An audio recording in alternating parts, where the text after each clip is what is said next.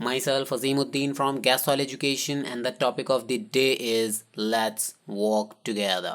So without any further ado, let's get started. सबसे पहले मैं आपको ये बता दूं कि ये कैलाश सत्यार्थी हैं जो कि एक चाइल्ड एक्टिविस्ट हैं, यानी इनका काम है गरीब, लाचार और बेसहारा बच्चों को उनका हक दिलाना, उनकी निगरानी करना और उनकी मदद करना। अब मैं आपको ये बताता हूँ कि इनका इस चैप्टर से क्या लेना देना है, ठीक है। तो इनका इस चैप्टर से लेना देना ये है कि ये पीस यानी शांति कायम रखने के लिए कुछ एफर्ट्स करते हैं और उनको और गरीब और बेसहारा बच्चों को उनका हक दिलाने में उनकी मदद करते हैं, ठीक है। इसी वजह से इनको सन 2014 में नोबेल प्राइज़ से नवाजा गया था, एक पुरस्कार दिया गया था इनको। और वो पुरस्कार लेते वक्त, वो प्राइज़ लेते वक्त इन्होंने ये स्पीच दी थी जिसको एज अ चैप्टर हमारी बुक के अंदर इंक्लूड किया गया है। तो अब तक तो आप लोग समझ ही गए होंगे कि अगर ये एक स्पीच है तो माशाअल्लाह ये चैप्टर कैसा होने वाला है। आप लोग जानते ही हैं कि स्पीचेस कितनी अच्छी होती हैं, राइट।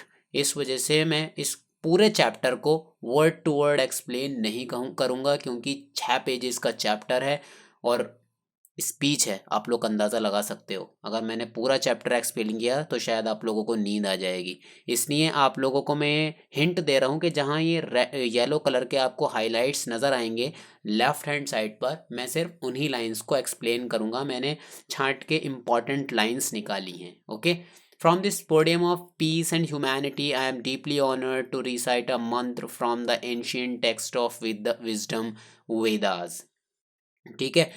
जाहिर सी बात है, देखिए ये स्पीच दे रहे हैं यहाँ पर खड़े हुए, तो इन्होंने जिस तरीके से हम स्कूल में करते हैं ना, अपनी स्पीच की starting respected principal ma'am, respected coordinators, honourable teachers, इस तरीके से ऐसे ही इन्होंने सब लोगों को एड्रेस किया था इन 2 लाइंस में। और उसके बाद इन्होंने एक मंत्र पढ़ा था जो कि टेक्स्ट ऑफ विजडम यानी कि वेद में से लिया गया है, एक वेद में से लिया गया है मंत्र। यहाँ पर लिखा हुआ है शैऊ इवम बिम पता नहीं क्या है, मेरी तो समझ में आ नहीं रहा। अगर आप लोगों की समझ में आ जाए तो कमेंट सेक्शन में बता दीजिएगा, ठीक है। लेकिन इसका मतलब मैं आप लोगों को समझाता हूँ। इसका मतलब ये है कि दिस मंत्र कैरीज अ प्रेयर, ये एक तरह की दुआ है।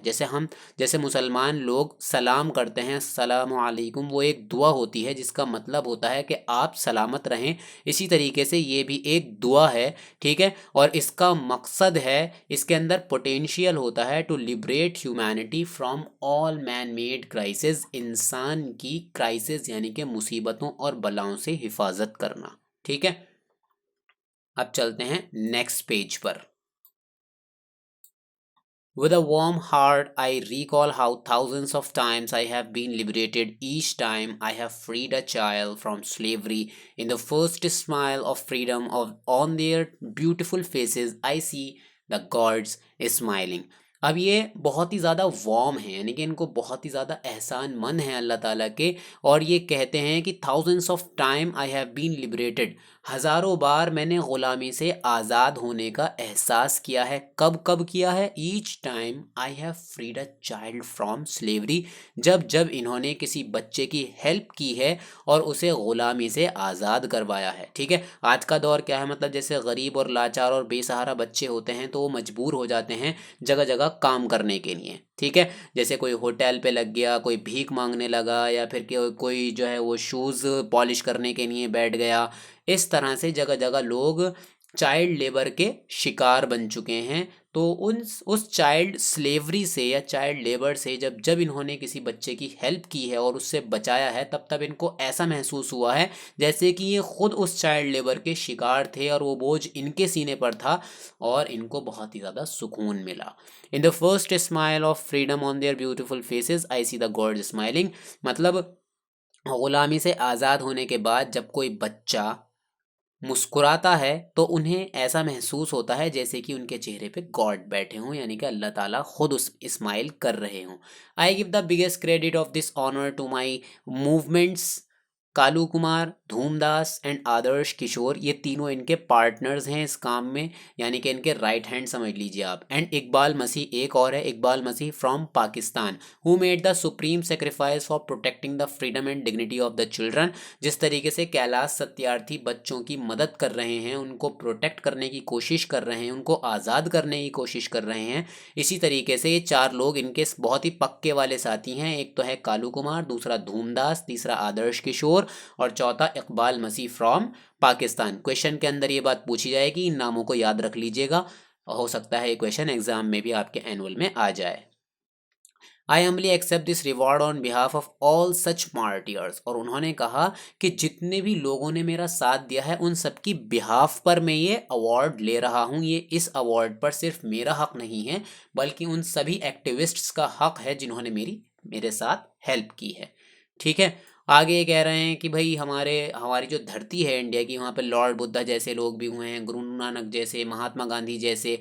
ठीक है, इस तरह से अब आ जाते हैं, क्योंकि मैं सिर्फ हाईलाइटेड पोर्शन ही एक्सप्लेन करूंगा। I represent here the sound of silence, the cry of innocence and the face of invisibility. यानी कि यहाँ पर शो कर रहे हैं साउंड ऑफ साइलेंस को, क्राई ऑफ इनोसेंस को एंड फेस ऑफ इनविजिबिलिटी को। अब इनके दिल में क्या खिचड़ी पक रही है, यानी कि ये कहना क्या चाह रहे हैं, वो अभी आपको पता चल जाएगा आगे की लाइन पढ़कर। I have come here to share the voices and dreams of our children. ये कहना चाह रहे हैं कि मैं इस पोडियम पर इसलिए खड़ा हूँ और यहाँ पर रिप्रेजेंट किसे कर रहा हूँ, मैं अपने बच्चों को, यानी कि अपने देश के बच्चों को, अब उनकी दबी कुचली आवाज़ों को और उनके दबे कुचले सपनों को। यानी कि उन्हें सपने, ऐसा लगता है जैसे उनसे सपने देखने का हक ही उन लोगों से छीन लिया गया है, वो कोई सपना देख ही नहीं पाते। Because they all are children. वो कहते हैं कि हमारे देश के बच्चे हैं वो हमारे ही बच्चे हैं। अब आ जाइए यहाँ पर highlighted portion. 20 years ago in the foothills of Himalayas I met a small skinny boy। वो कहते हैं कि 20 साल पहले लगभग फुटहिल्स ऑफ हिमालयाज में मैं एक स्किनी बॉय से मिला था, बिल्कुल पतला दुबला। और अगर स्किनी बॉय का मतलब अब भी समझ में नहीं आया हो तो गाइज मैथ्स को पब्लिक स्कूल में चले आइएगा और मुझे देख लीजिएगा, because I am also skinny. Okay, he asked me, is the world so poor that it cannot give me a toy and a book instead of forcing me to take a tool or gun। ठीक है, तो उस बच्चे ने क्या पूछा था इनसे कि क्या हमारा देश या फिर ये दुनिया इतनी गरीब है कि it can not give me a toy and a book, कि मुझे एक खिलौना खरीद कर नहीं दे सकती या फिर मुझे एक ये बुक खरीद कर नहीं दे सकती। Instead of forcing me to take a tool और गन, जबकि यही वर्ल्ड, यही दुनिया मुझे फोर्स कर देती है, मजबूर कर देती है कि या तो मैं कोई टूल उठा लूँ, यानी कि या तो मैं मेहनत और मजदूरी करने लगूं, या फिर मैं गन उठा लूं, यानी कि आतंकवादी बन जाऊं। अक्सर ऐसा होता है कि जब गरीब और लाचार और बेसहारा बच्चे जब होते हैं, जब वो नौजवान होते हैं, लोग उनको सताते हैं, तो वो क्या होती हैं, गुस्से से आतंकवाद के रास्ते पर चले जाते हैं। ठीक है, तो इस तरह से। और ये यहाँ का वो हट गया, ओ माय गॉड। चलिए यहाँ पर भी देखिए, एक बार वो एक सुडानीज चाइल्ड सोल्जर से भी मिले थे। मतलब बचपन में ही उसको सोल्जर बना दिया गया था, उसके हाथ में हथियार थमा दिए गए थे, उसको आतंकवाद के रास्ते पर डाल दिया गया था और उसको फोर्स किया गया था to kill his friends and family. और उससे कहा गया था कि तुम अपने दोस्तों को जान से मार डालो और अपनी फैमिली को भी पर खच्चे उड़ा दो। ओके, ही आस्क्ड मी, जब मैंने उस बच्चे को आज़ाद कराया, तो कैलाश सत्यार्थी कह रहे हैं, तो उसने सीधा मुझसे एक सवाल किया, व्हाट इज़ माई फॉल्ट, इसमें मेरी क्या गलती थी, क्यों मुझे ऐसा करने पर मजबूर कर दिया गया। ठीक है, इसके अलावा 20 साल पहले एक और बच्चे से मिले थे, एक और बच्ची से मिले थे, child mother from the streets of Colombia. वो कोलंबिया की रहने वाली थी। उसने क्या पूछा था इनसे, I have never had a dream, मेरे बच्चों में मैंने कभी अपनी ज़िंदगी में कोई सपना नहीं देखा। Can my child have one, क्या मेरी औलाद कोई सपना देख पाएगी। तो कैलाश सत्यार्थी कहते हैं कि उसकी उस क्वेश्चन ने मेरे दिल को झंझोड़ कर रख दिया था। ओके, और वो कहते हैं the single aim of my life is that every child is, sorry guys यहाँ पर मैंने हाईलाइटर्स लगाए थे लेकिन पता नहीं क्या शॉर्ट होके यहाँ पहुँच गए, लेकिन आप घबराइए मत, मुझे पता है मैंने कहाँ कहाँ हाईलाइटर्स लगाए थे और मैं आप लोगों का टाइम वेस्ट नहीं करूँगा। तो the single aim of my life is that every child is हर बच्चा होता है free to be a child, उसको बच्चा रहने का हक है, बचपन में बच्चा रहने का हक है, और एज अ चाइल्ड उसको लाइफ स्पेंड करने का पूरा हक है। Free to grow and develop, उसे भी ग्रो होने का पूरा हक है, पूरी आज़ादी होनी चाहिए, डेवलप होने की पूरी आज़ादी होनी चाहिए। Free to eat sleep see daylight, खाने की, ढंग से सोने की और डे लाइट देखने की भी उसे पूरी आज़ादी होनी चाहिए। Free to laugh and cry, हंसने रोने की उसे आज़ादी होनी चाहिए। फ्री टू प्ले, उसे खेलने की आज़ादी होनी चाहिए। फ्री टू लर्न, उसे पढ़ने की आज़ादी होनी चाहिए। Free to go to school, उसे स्कूल जाने की आज़ादी होनी चाहिए। And above all free to dream, और इससे भी बढ़कर उसे सपने देखने की आज़ादी होनी चाहिए। यानी कि जो बच्चे गरीब, लाचार और बेसहारा होते हैं, उनका कोई कमाने वाला नहीं होता, उनको कोई सपोर्ट करने वाला नहीं होता, तो वो लोग सपने ही देखना बंद कर देते हैं और मेहनत मजदूरी में बचपन से ही लग जाते हैं, जिसकी वजह से वो मल न्यूट्रिशन का शिकार बन जाते हैं और उनकी ज़िंदगी तबाह बर्बाद हो जाती। इसी के अलावा उन्होंने कहा कि हर धर्म के अंदर भी यही बात कही गई है कि let the children come to me. Jesus Jesus God ने कहा था कि let the children come to me, बच्चों को मेरे पास आने से मत रोका करो, डू नॉट हिंडर देम। ठीक है, for the kingdom of God belongs to them, क्योंकि अल्लाह ताला की जो किंगडम है वो उन्हीं के लिए बनाई गई है। द होली कुरान से, और हमारे कुरान पाक में भी ये बात कही गई है, किल नॉट योर चिल्ड्रन, कि अपने बच्चों का कत्ल मत करो बिकॉज ऑफ पॉवर्टी, गरीबी की वजह से, क्योंकि पालने वाला अल्लाह है। अब इसके बाद उन्होंने काफ़ी चीज़ों को एक्सेप्ट करने से इनकार किया है। यहाँ देखिए, यहाँ पर आप देख सकते हैं, I refuse to accept, refuse to accept, I refuse to accept, कई सारी लाइन्स हैं ये। अब इन्होंने किस किस चीज़ से इनकार किया है, रिफ्यूज़ कहते हैं इनकार करने को। I refuse to accept that all the temples and mosques and churches and prayer houses have no place for the dreams of our children. वो कह रहे हैं कि जितने भी रिलीजन्स हैं, जितने भी धर्म हैं, ठीक है, वो कभी भी बच्चों को सपने देखने से नहीं रोकते, बल्कि सपने देखने की आज़ादी देते हैं। I refuse to accept that the world is so poor when just 1 week of global spending on armies is enough to bring all of our children into classrooms. I refuse to accept, मैं ये बात भी मानने से इनकार करता हूँ कि वर्ल्ड जो है हमारा पूरा गरीब है, क्योंकि 1 week of global spending on armies, जितना पैसा वो एक हफ्ते में अपनी आर्मीज के ऊपर खर्च करता है, पूरे वर्ल्ड की बात चल रही है, सब जगह का मिलाकर, ठीक है, पूरे वर्ल्ड के अंदर एक हफ्ते के अंदर जितना खर्च आर्मीज के ऊपर, सेनाओं के ऊपर किया जाता है, अगर सिर्फ एक हफ्ते का खर्च रोक कर वो पैसा आर्मीज के ऊपर खर्च ना कर कर बच्चों के ऊपर खर्च कर दिया जाए, तो क्या होगा, enough to bring all of our children into classrooms. सारे के सारे बच्चे आपको क्लासरूम्स के अंदर बैठे हुए नजर आएंगे, यानी सब के सब शिक्षा पा सकते हैं, एजुकेशन पा सकते हैं उस पैसे से। लेकिन नहीं, सरकार इस चीज़ की तरफ बिल्कुल ध्यान ही नहीं देती, सारा पैसा आर्मीज में लड़ाई दंगे फसाद में ही खपा देती है। ठीक है, I refuse to accept that all the laws and constitution and the judges and the police are not able to protect our children।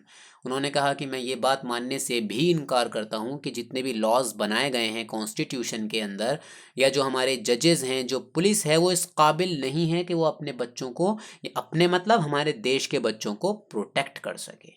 ठीक है, या पूरे वर्ल्ड के अंदर जितने भी गरीब, लाचार और बेसहारा बच्चे हैं उनको प्रोटेक्ट कर सके। उनका मानना यह है कि अगर ये सब मिलकर एकजुट हो जाएं, सब मिलकर कोशिश करें, तो ऐसा बहुत ही करना आसान है। ठीक है, I refuse to accept that the shackles of slavery can never be stronger than the quest of freedom. और वो इस बात को भी मानने से इनकार करते हैं कि द शेकल्स ऑफ स्लेवरी, गुलामी की जो जंजीरें हैं, वो इंसान को रोक सकती, सॉरी, वो जो ग़ुलामी की ज़ंजीरें हैं वो ज़्यादा ताकतवर हैं बानिस्बत आज़ादी की भूख के। यानी कहने का मतलब ये है कि इंसान अगर एक बार मन में ठान ले कि उसे आज़ादी दिलानी है अपने देश के बच्चों को, अगर हम सब मिलकर एक बार ठान लें, तो ये जो स्लेवरी है और जितनी भी शैकल्स हैं, जितनी भी बाधाएं हैं, वो सब टूटकर चकनाचूर हो जाएंगी और एक कोने से लग जाएंगी और हमारा रास्ता बिल्कुल साफ हो जाएगा। ज़रूरत सिर्फ इस बात की है कि सब मिलकर एफर्ट्स करें। I refuse to accept. ठीक है, इन्होंने ये बात दोबारा एक बार कही।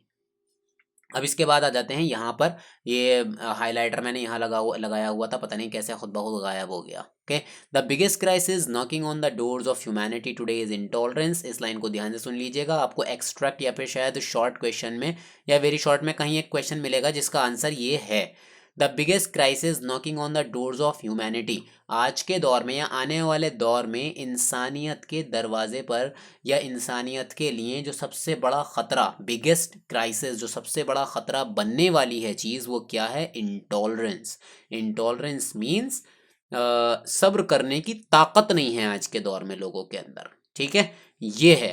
तो सब्र करने की ताकत ना होना और उतावलापन या फिर किसी इंसान से मोहब्बत ना होना, ये सारी चीज़ें हैं जिसकी वजह से जो सब बिगेस्ट क्राइसिस हैं। ठीक है, अब हम आ जाते हैं यहाँ पर, we have utterly failed in imparting an education to our children. Kailash Satyarthi कहते हैं कि हमने बहुत कोशिश की लेकिन ज़्यादातर लोगों ने हमारा साथ नहीं दिया, और जितने लोगों ने हमारा साथ दिया उतने लोगों का साथ होना काफ़ी नहीं है, जिसकी वजह से हम अटरली फेल्ड, हम नाकाम रहे हैं अपने यानी कि बच्चों को एजुकेशन दिलाने में।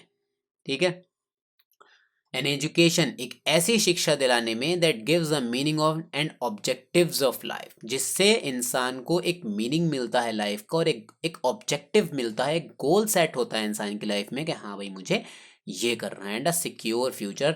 और एक ऐसी शिक्षा दिलाने में हम नाकाम रहे हैं जिससे कि उन बच्चों का जो फ्यूचर है वो सिक्योर हो जाए। ठीक है, इसको मुझे यहीं तक एक्सप्लेन करना था। अब हम आ जाते हैं यहाँ पर, yet young people like Malala are rising up everywhere and choosing peace or violence over violence, tolerance over extremism and courage over fear। ठीक है, लेकिन नौजवान लोग, ढेर सारे नौजवान लोगों की मैं प्रशंसा या फिर तारीफ करना चाहूँगा, जैसे कि मेरी खुद की बेटी मलाला। ये मलाला जो है उन्हीं की बेटी है खुद की, कैलाश सत्यार्थी की, कि वो तैयार हो रहे हैं, राइजिंग अप एवरीवेयर, तैयार हो रहे हैं और चुन रहे हैं पीस ओवर वायलेंस को, यानी कि लड़ाई दंगे फसादों को छोड़कर वो शांति को चुन रहे हैं।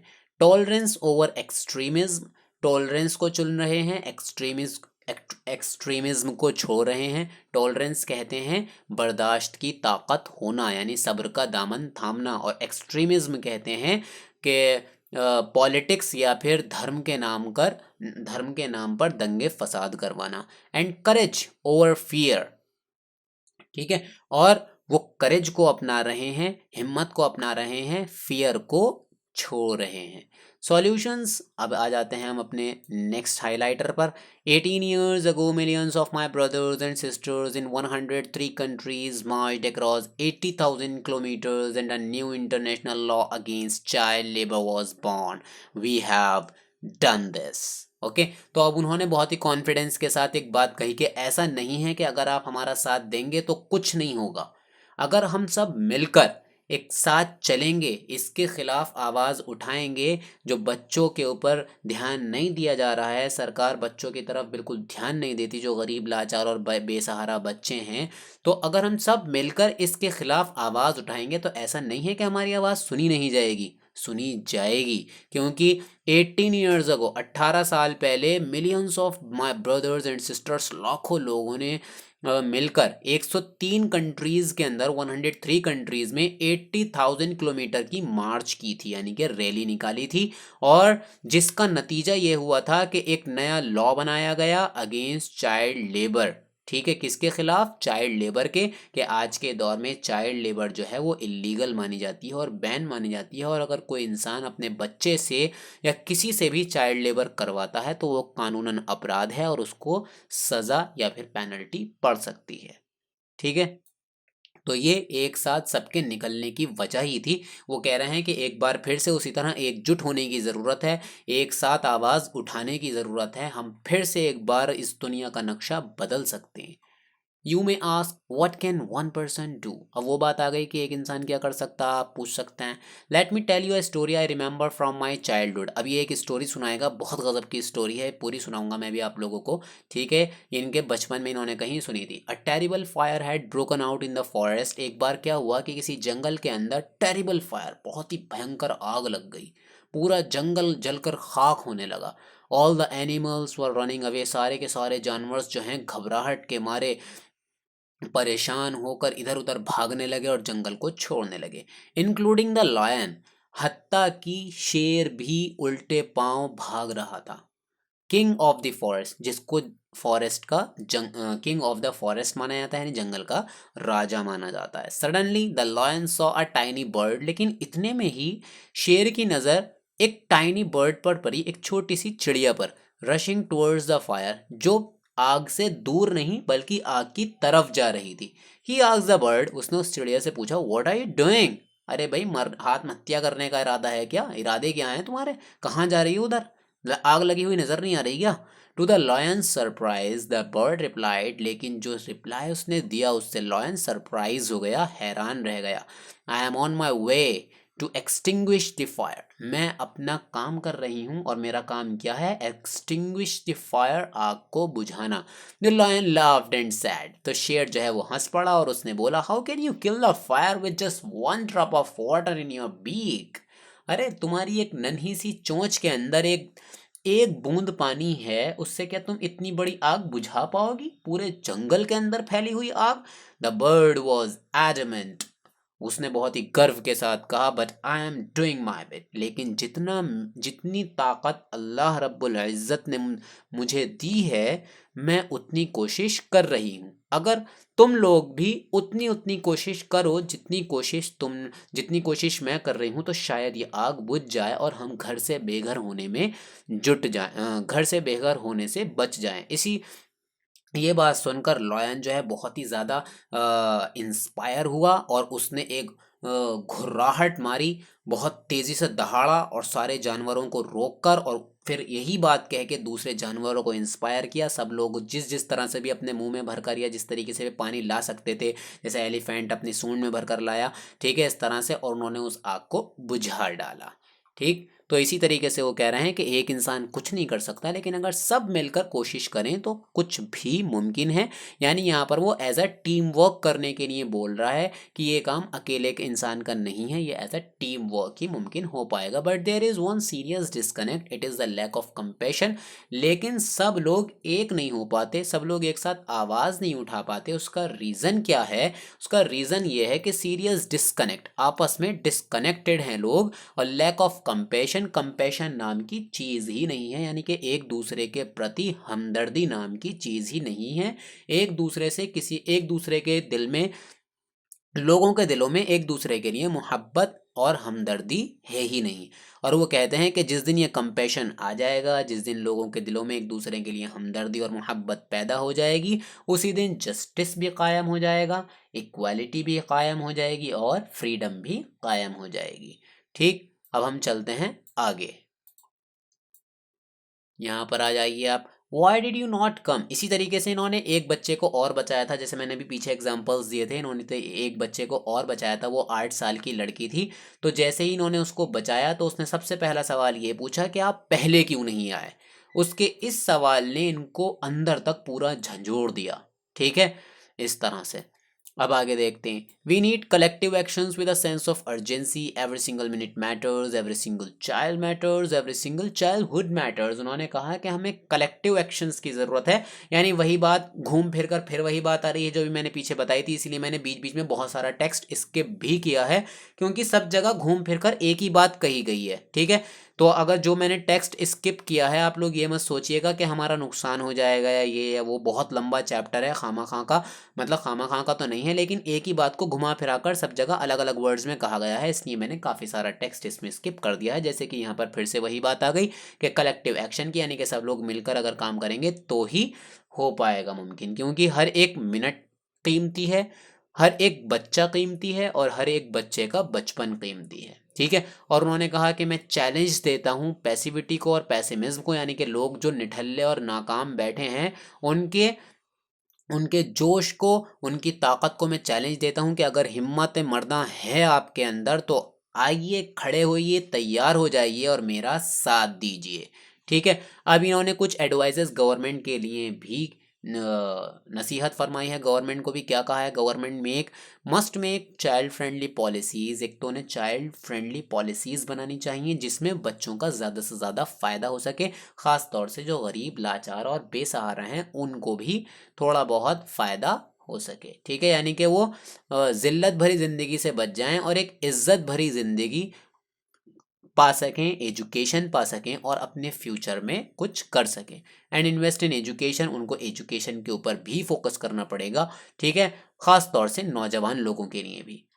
Business must be more responsible, business जो है वो थोड़ा सा और रिस्पॉन्सिबल हो जाना चाहिए। And open to innovative partnership, उसमें पार्टनरशिप का भी ऑप्शन होना चाहिए। ठीक है, अब इसके बाद आ जाते हैं हम नीचे। ये क्या चीज़ थी, हाँ यहाँ पर मैं एक्सप्लेन कर देता हूँ।